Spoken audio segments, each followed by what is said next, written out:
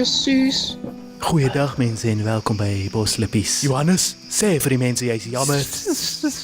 Die SABC se budget was 'n bietjie laag. So jy kry nie 'n bread slice op die tafel vanaand nie. In hierdie episode belê en beloer ons 'n local brakpan swembad. Die fascinerende ding van brakpanners is hoe hulle versprei. Jy sien, die goed klim in karre en in karre naai hulle enige ding met 'n gat het.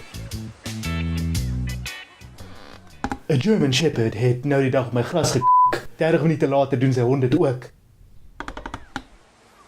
Hier sien ons 'n brakpan weeskind en Tintin en sy pappa. Kyk hoe dippel hulle toontjies in die water in.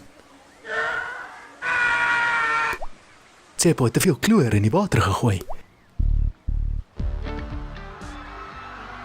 Kurt Darren speel in die agtergrond en dit veroorsaak een muurtjie om selfmoord te pleeg.